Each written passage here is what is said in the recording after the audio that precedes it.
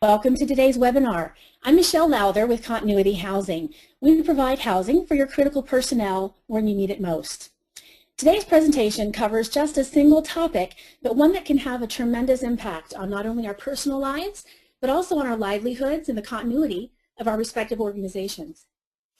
Recovering electrical service after a substantial weather event is a challenging and a time-consuming task that's best achieved using a calculated series of processes that's been honed over many decades and which continues to be improved with every major event.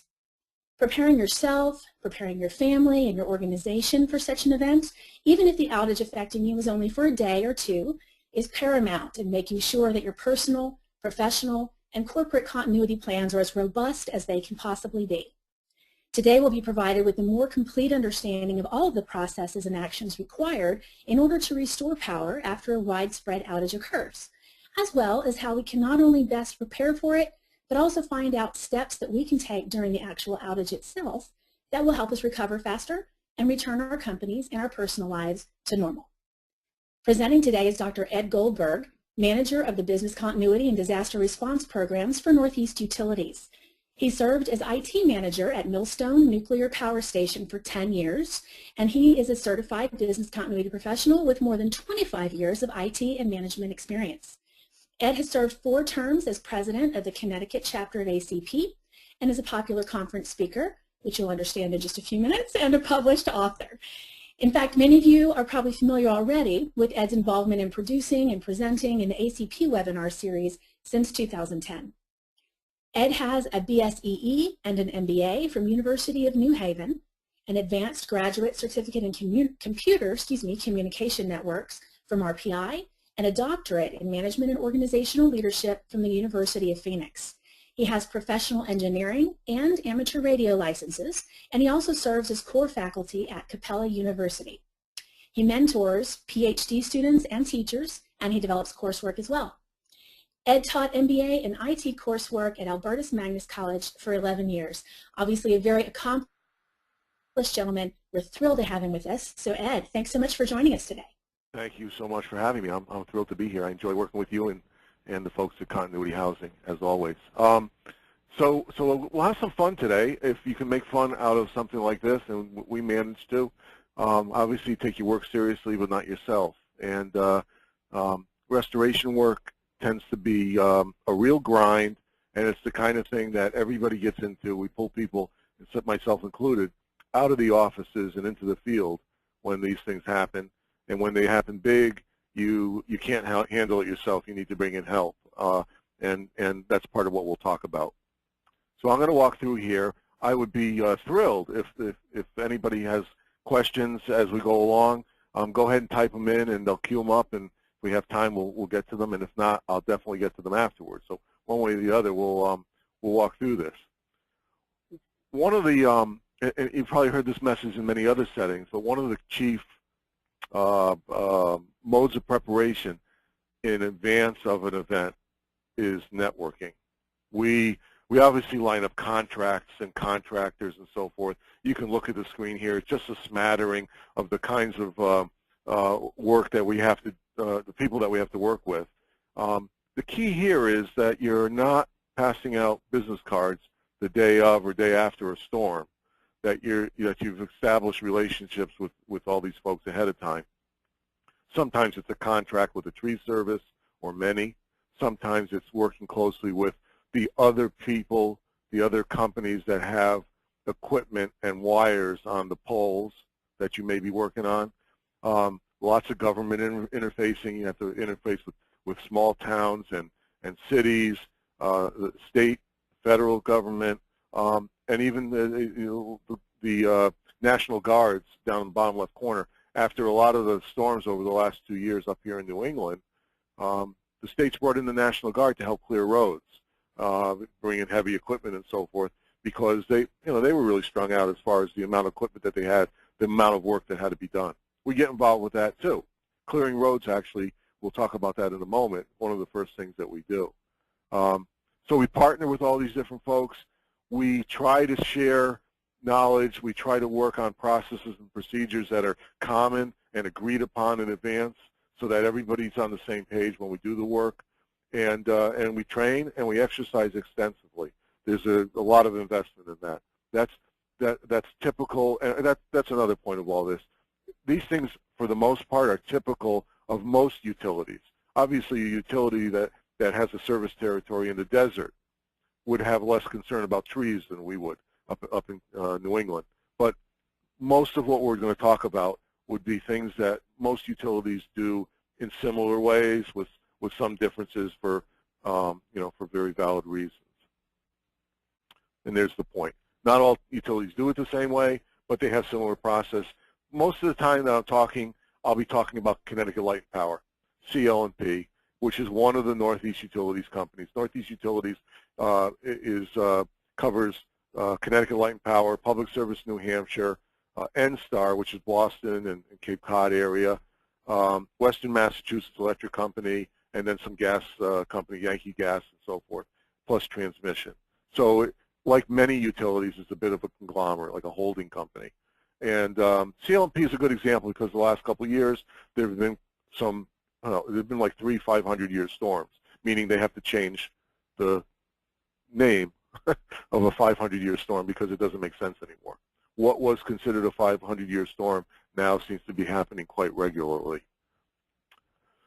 So one of the things we do 5 days out from a storm, sometimes longer, I should mention that. Hurricane Sandy was interesting in a number of ways. It was turned into a superstorm. Technically, in some places it wasn't a hurricane, but it was much worse.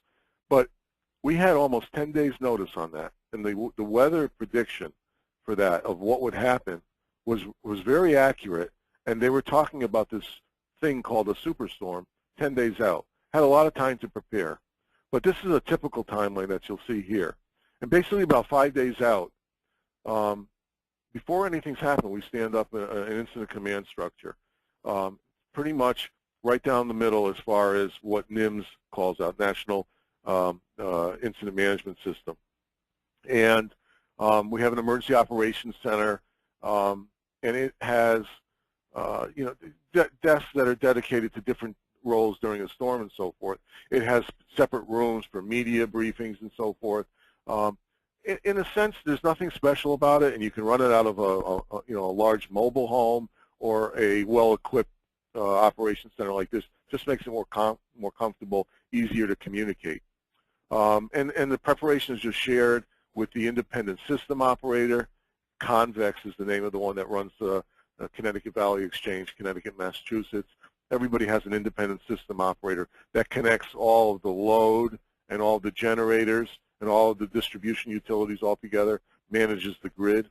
That's what that is. Basically, you need to coordinate with those folks because they're going to be coordinating with other utilities. And all the preparations are shared. They check to make sure they've got materials or that are either sufficient on the ground or on their way. And then we reach out to suppliers and vendors to make sure that there's plenty in reserve. Okay. And then there's the coordination of employees that starts about 4 days out, because now it's pretty close. It's imminent. It's likely that they will be canceling vacations, calling people back from vacation. That's the nature of working for a utility. You just expect it. It's part of your agreement when you take the job. And fortunately, it doesn't happen that often, although it has happened a lot the last 2 years or so. They start mutual aid calls, meaning that there are actually written agreements, and there's organizations that meet regularly to coordinate when a storm comes, how they'll divide up resources that need to be brought in from outside. So Connecticut, for example, not a huge state, just a few million people, kind of densely populated with a lot of trees, lots of damage when a storm comes through, and we'll try to pull crews from New Jersey or New York or Massachusetts if we can. And in fact, within our own service territory, in New Hampshire too. But generally speaking, that's not enough when it's a very large event. And the other problem is when it's a large event, it affects our neighbors as well, and they're not going to give up any crews when we need them. So then there becomes the issue of bringing crews from outside. Sometimes they'll bring crews from adjacent states. Sometimes they'll bring them in from all the way across the country. And we did that in the last couple storms for Sandy and for the blizzard that occurred back in February, I think it was. We brought crews in from as far away as Vancouver and Seattle and California, and they take a good 3 days to get out, and so you have to get them on the way, even if you're not sure whether the storm's going to hit. It can be costly, but it's better to be safe than sorry.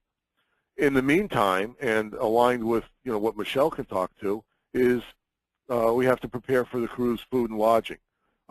We use hotels. We use apartments that we've arranged ahead of time, sometimes that are available and haven't been occupied to date.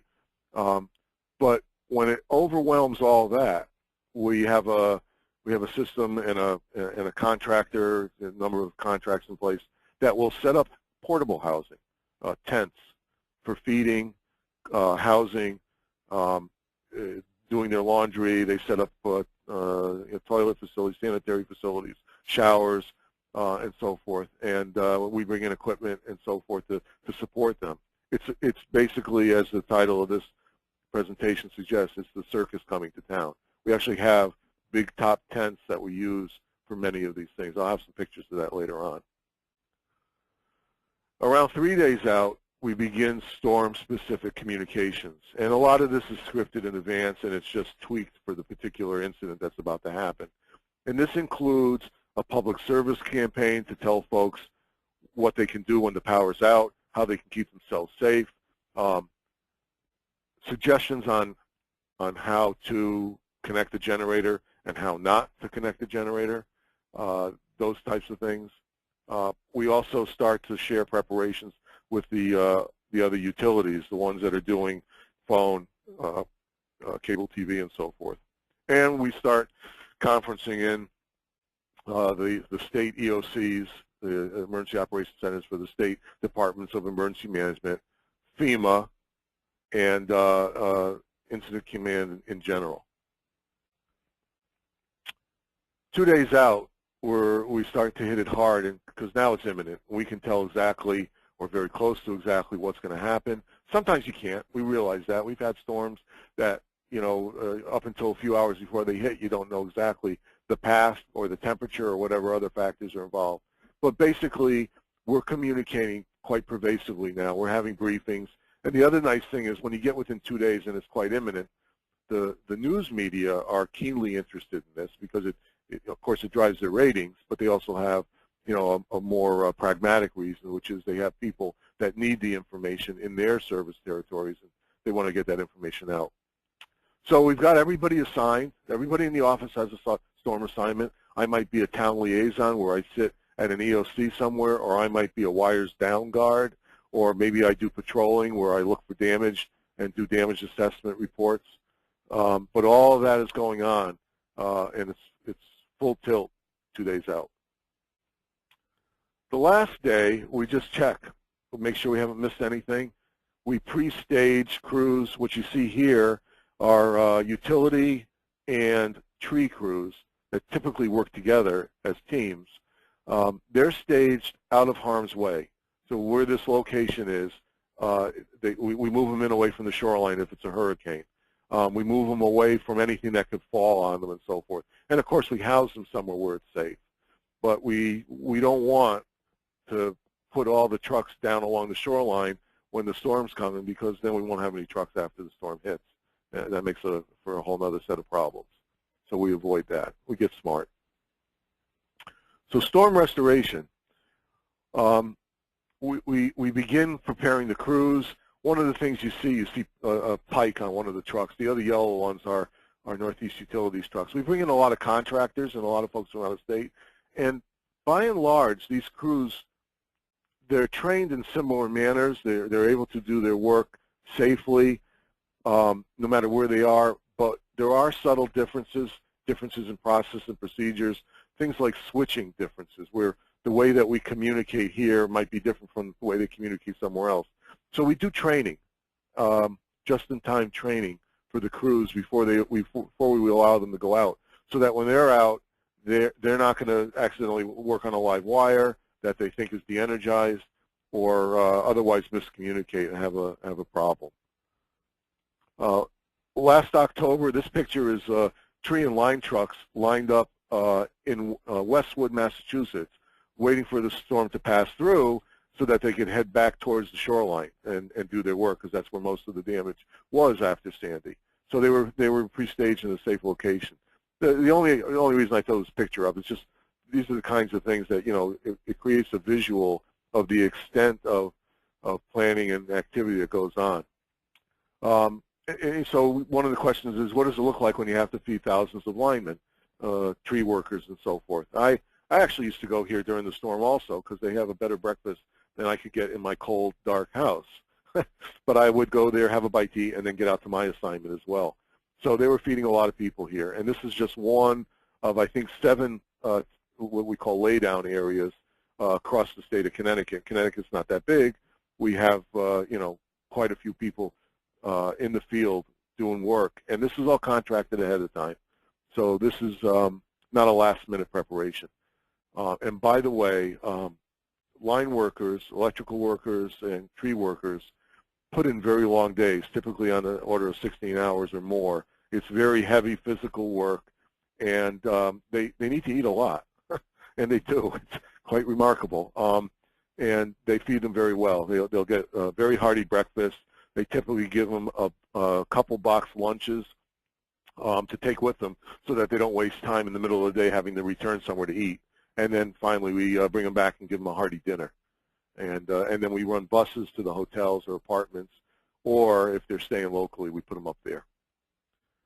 This is just a picture. I think this was just New Jersey that did this. It was when Governor Christie got involved. It was sort of a political thing. It's certainly a very good idea, but it's very, very costly. Generally speaking, we call in crews days ahead, and they drive out.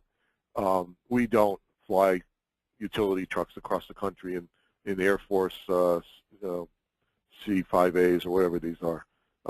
That's a very unusual thing. It's not typical. But what it does indicate is that when we bring crews in, we generally don't hotbed the trucks. We generally, hotbedding means we would have a crew that uses, a crew is usually 2 linemen. We would have a crew using a truck for 12 hours, and then they'd go do something else, and another crew would take their truck and run it for 12 hours. And there's nothing wrong with doing that, but it's much safer to work during the day. So no matter how many people we have out there, we try to get them all working during the day, with a few at night for what we call 911 type calls, you know, where there's something urgent that needs to be done. But generally speaking, they work during the day. And so the crews will come from all over the country, and they'll bring their own trucks.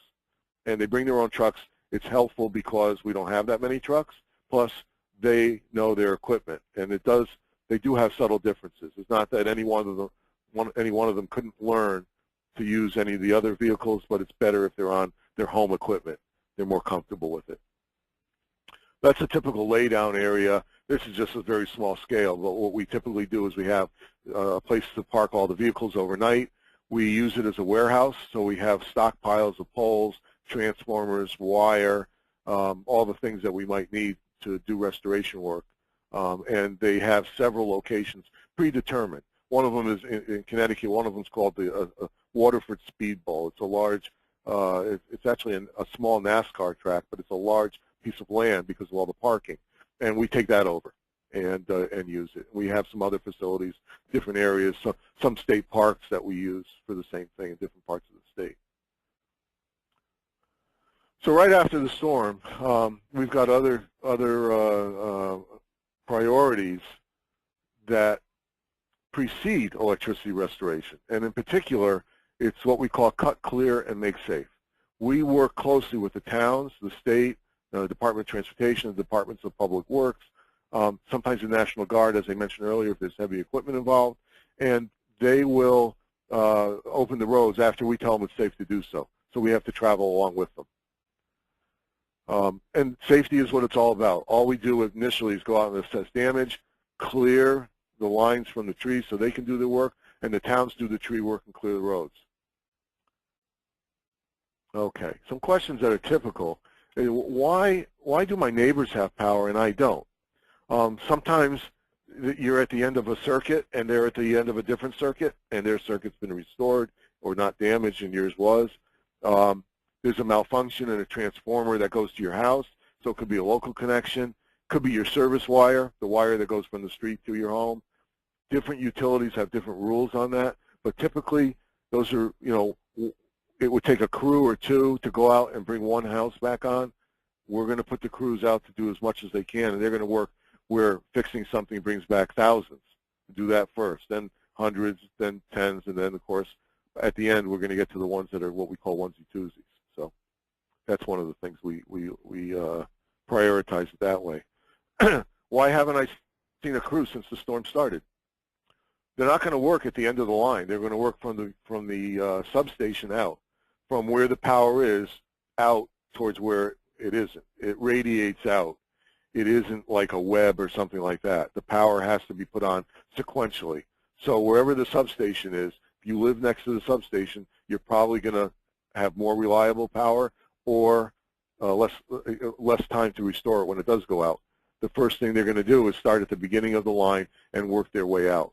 And sometimes where they're working to bring your power back on isn't anywhere near where you actually are. Could be in the next town over. And why do you see crews just standing around? Well, there's a number of reasons. One in particular is planning, and they always do a safety tailboard, a meeting that discusses all the possible things that could go wrong before they do it. And then they have to wait for an all-clear order, meaning after they've radioed into the switching center, they have to wait till the switching orders are carried out so that the power is off from both sides of whatever it is they're working on. Then they have to ground it so it's grounded, and then they can go ahead and work. They don't take any chances, and you can understand why. We've had, literally millions of outages, millions of customers out in the last few storms, and a great deal of restoration work to do all the restoration on those customers.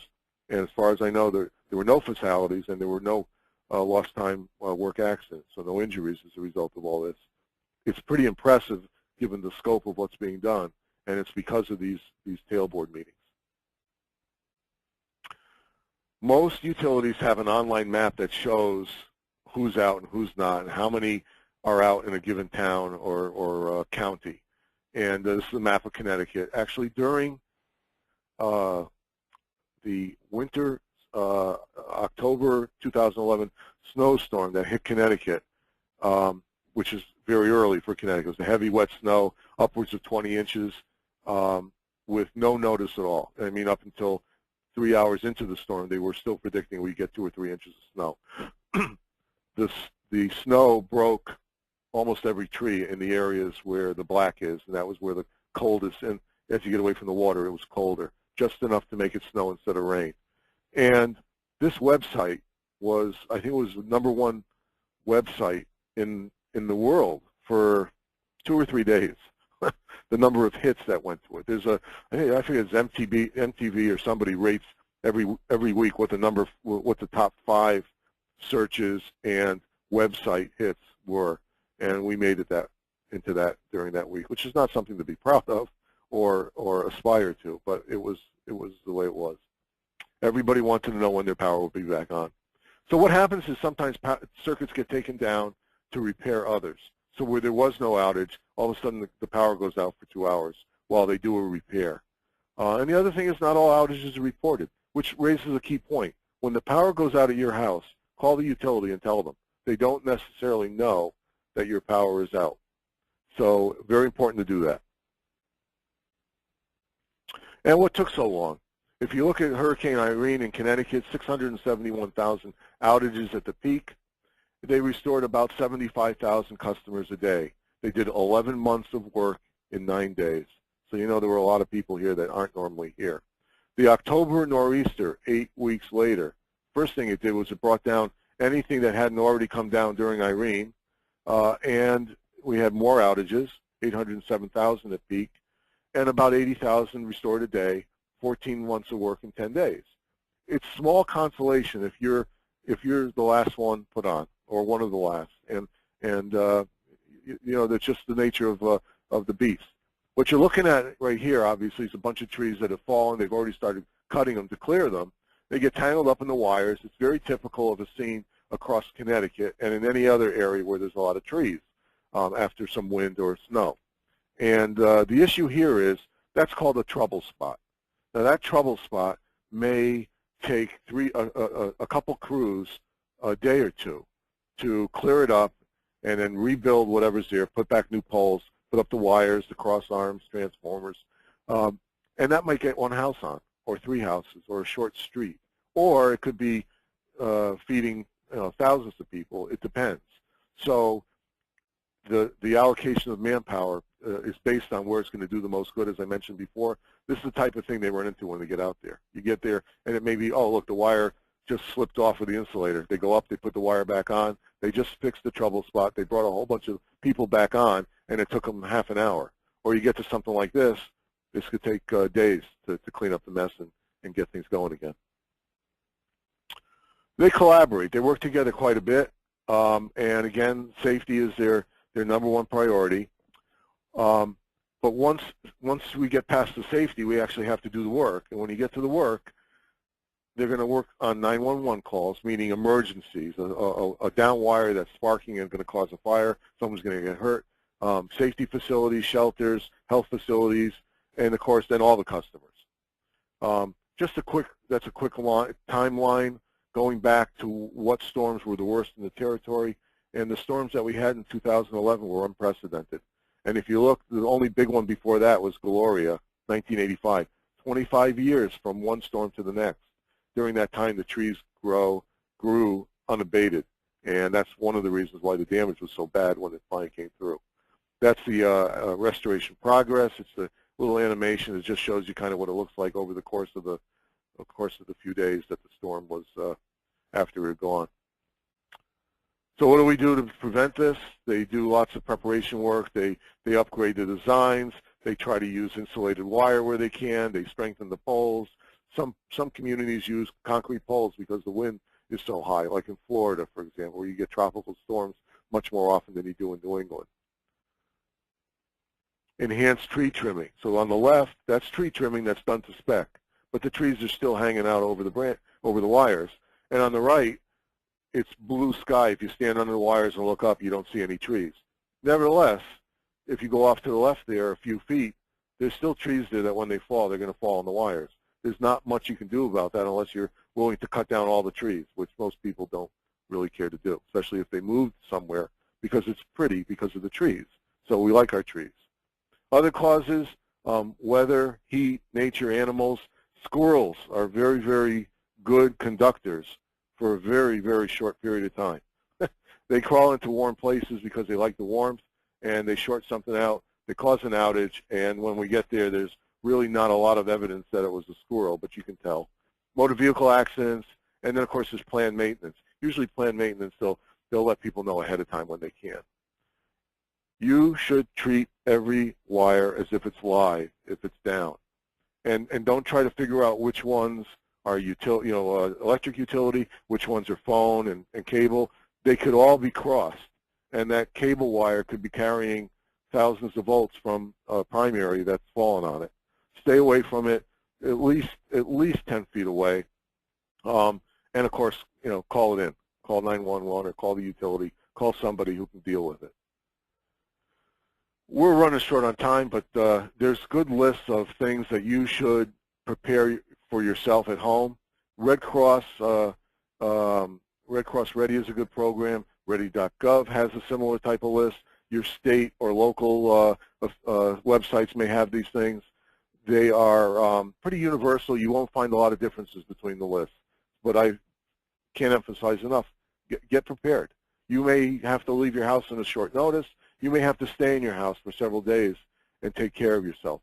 People with special needs need to make sure that ahead of time they let their town or local government or the utility know this so that they can make sure they're on a list that will do something for them when things happen. It doesn't mean they're going to put the power back on first to their house, because that's not possible, because people with disabilities are generally spread quite evenly throughout the population.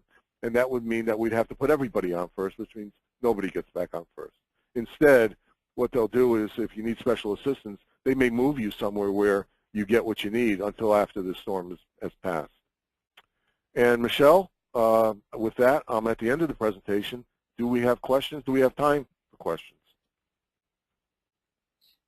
We do. I think we want to try to keep our promise at 45 minutes, but we've still got a good 15. Okay, good. And it's a good thing because you're not at the end, Ed. You've got a lot of questions to answer. We've had some good participation from those on the call, so thank you very much for that. Keep them coming. If you have questions that you would like Dr. Goldberg to answer, you can use the chat feature, like he mentioned at the beginning. Use the chat feature on your webinar control panel.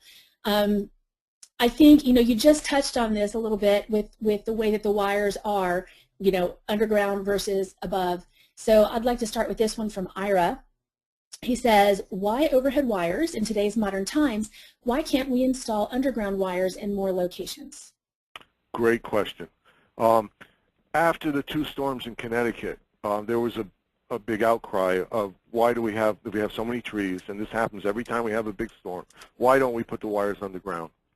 For Connecticut, the estimate was just slightly over $1 trillion to put the lines underground. What we tend to do is put them underground when the street is dug up for something else already. That's the plan. When they plan new communities, they put the wires underground. So that avoids the tree issue, which is a large percentage of the outages. But it doesn't solve them all. And in fact, when there's flooding or heavy snow that affects the gas service and so forth, and they have to get underground to repair something, that's a bit of a nightmare in the sense that when we drive down the street and there's an outage, we can look up on the pole and we can see where it is and we can get a crew out to fix it. And it usually happens pretty quickly. When it's underground, there's special equipment required to try and figure out where the break is or where the water is or where the damage has occurred. And then you have to excavate, and then you have to bring in heavy equipment to replace vaults and so forth. So it tends to be a very, very time-consuming, on the order of days or weeks, and expensive repair, very expensive to do it. The time to do it is when things are under construction, and you see that all the time now. When they rebuild or build a new area, they do tend to put them underground. Now, in some places where the houses are damaged and the electrical system's damaged, but they're not digging up the street, they're just going to come back and restring them down the street just because to dig up the street would be prohibitively expensive. That's typically the only reason we don't do it. You don't want it all under there because of the access issues and the cost of putting it there in the first place. That makes a lot of sense. I think, in 2005, of course, that was the year of Hurricane Katrina. It was also Hurricane Rita here in Houston, where Continuity Housing is located. And there was an estimate done at that time to bury the wires in the city of Houston, and that estimate was somewhere around $17 billion. So, yeah, you're right. Good point, but great question. It's very disruptive, yeah. Okay, from Susan, we have, could you talk about the challenges of the back-to-back storms, like Superstorm Sandy and then a nor'easter? And I know you referred to Irene and a nor'easter, but she points out, it seems to be occurring more frequently. Yeah, yes, we notice it as much as anybody. And so we had a blizzard, a very bad blizzard, something 36, 40 inches of snow back in February. What was that, 4 months after Sandy? So, and Connecticut wasn't as bad, certainly, as New Jersey, but there was a lot of damage in Connecticut from Sandy. One of the problems is they call them widowmakers. So a storm comes through, and it does damage, and we go out and we fix everything, and we bring tree crews, and we clean up what we can, and we restore the electrical service. Then the towns, the cities, the state work to clean up what other mess may not have anything to do with electrical, but they've still got branches hanging and so forth. But they can't hit everything. And there's a lot of stuff that's damaged that may not even be visible. Trees that now have a fault between a large branch and the tree itself. And the next time a big storm comes through, that tree is far more vulnerable to damage than it was the last time. And that's one of the issues that we see in a place where there's a lot of trees, is you have a storm, and then 8 weeks later, another storm comes through, and wow, did more damage this time. How could that be? We thought we cut everything back. Well, in fact, you left damaged trees in place without even knowing it in some spots.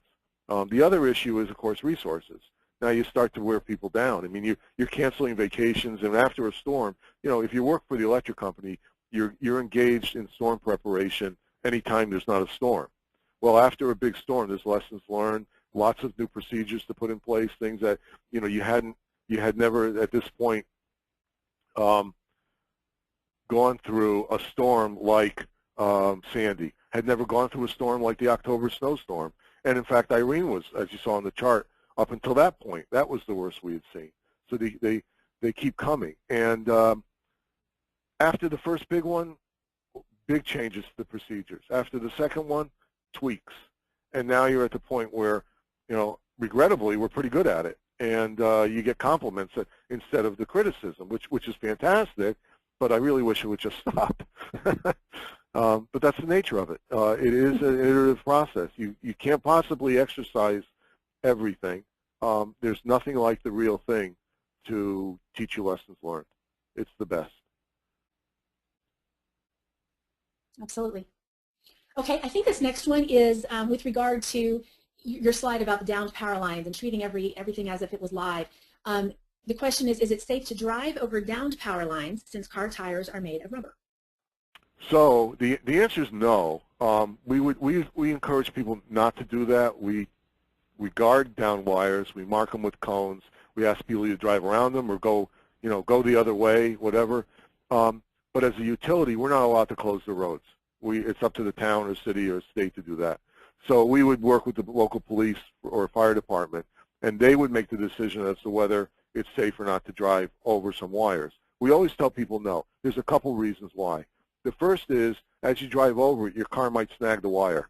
Those wires are big and strong. And as you drive, unknowingly pulling the wire along, at some point you're going to yank something down on you, the rest of a pole with a transformer or a tree or something. So we caution people that way.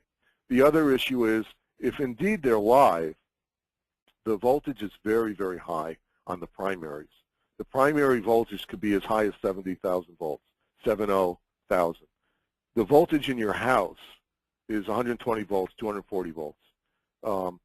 So you're talking about, a voltage that could, obviously your household voltage can kill you, but this other voltage that's on the primaries can jump across what would otherwise be a pretty good insulator.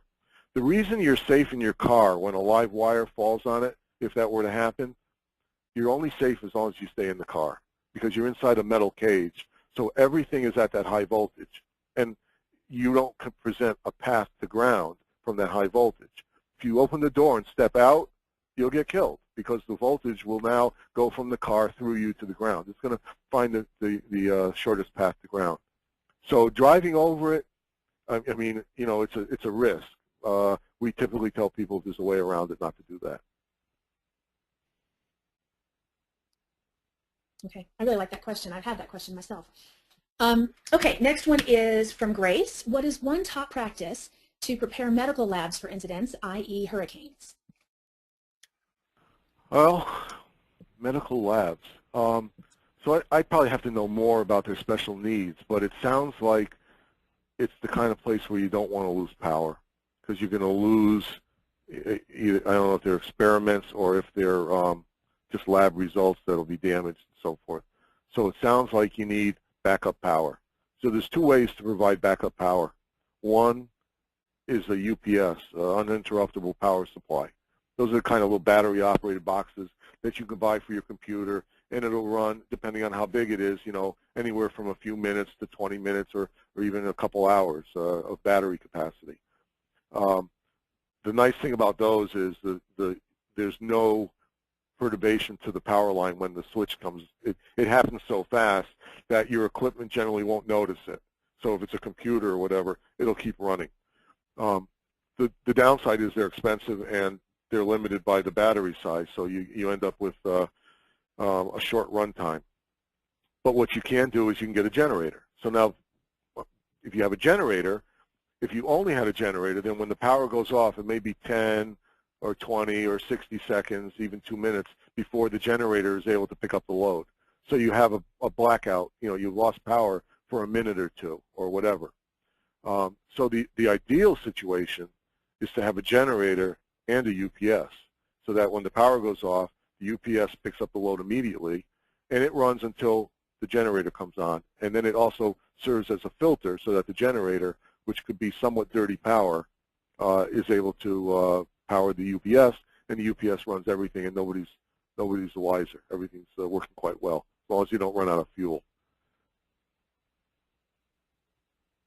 Right, which is a whole nother, yeah, during hurricanes especially. Well, I guess during any event like that, is always a challenge to find fuel as well. Here's another quick Houston anecdote for everybody, but when we had in 2001 Tropical Storm Allison, it's just a tropical storm, and you don't tend to think of that as being as risky, as treacherous, as a hurricane would be. But there were 36 inches of rain dropped on the city of Houston, and we couldn't take it.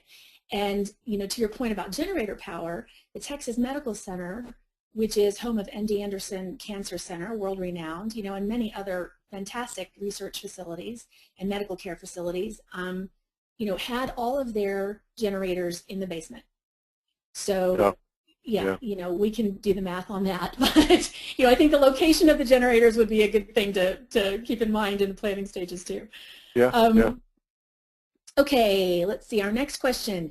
Should I turn everything off and unplug everything to avoid surge-related problems when the power comes back on? Yes. Okay, so there are a couple of reasons why I say yes, but not quite everything. Let me tell you, give you one caveat there.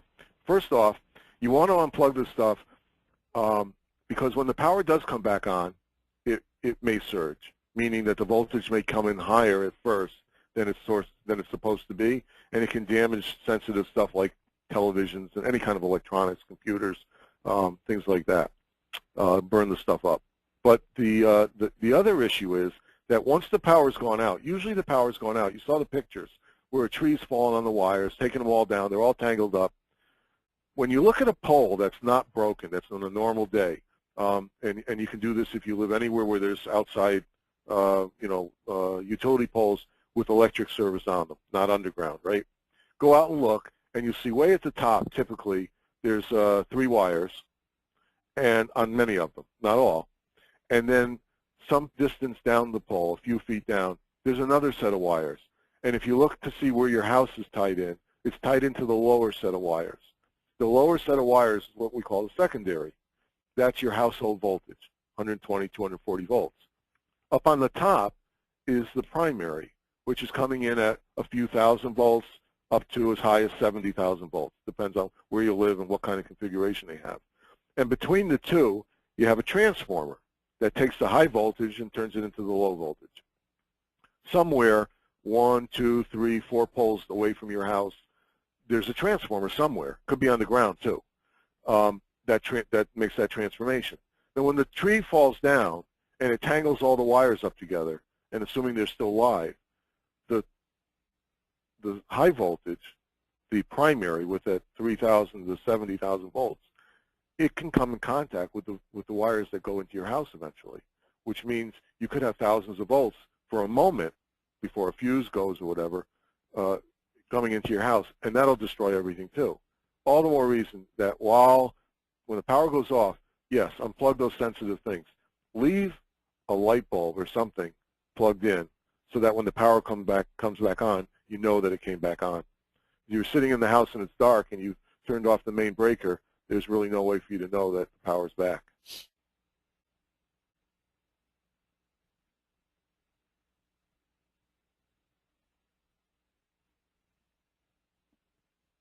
Did I drive everybody away? Still there, Michelle? Well, I hit my mute. I was talking there we away. Go. Sorry. Okay. All right.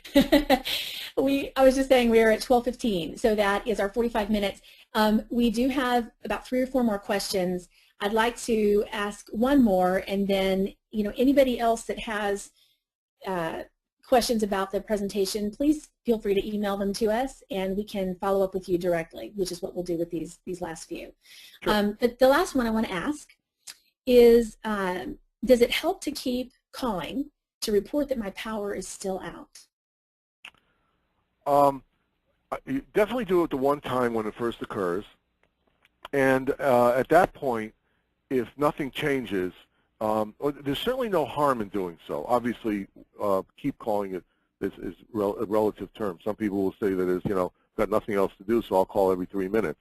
But by and large, if you see someone else in your neighborhood has power, you might call it in again. to make sure and I don't want to say they haven't missed you, because it's not just that indiscriminate, but they may see 10 calls from your street.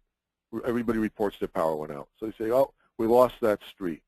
So then they go and they repair a trouble spot, and they see, looks like the street's back on, we're all set, and they leave. Your power's still off. Unbeknownst to them, maybe unbeknownst to you, the service from the street to your house is damaged, and you may be the only one left that doesn't have power, and if you don't call it in at that point, they won't know. So I agree, you should call it in again, basically whenever anything changes. You could call, I hate to be pessimistic, but if it's a multiple day outage, you can call every day. That would be okay. Okay, good, helpful. That's another question I've always had, so thank you for asking that one. Okay, everyone, as we wrap it up, I just want to thank you all for attending. I do ask that you please take 20 seconds, 30 seconds to complete the survey that'll pop up in just a few minutes. Doing that really helps us provide you with more productive and instructive webinars in the future. It truly shapes our content, and we want to provide content that is valuable to you guys. So if you could please do that, we would appreciate it. And please let us know how we might be able to help you by providing housing for your critical personnel. For Ed Goldberg and for Continuity Housing, I'm Michelle Lowther. I want to thank you again for joining us, and I hope you have a wonderful week. Thank you very much.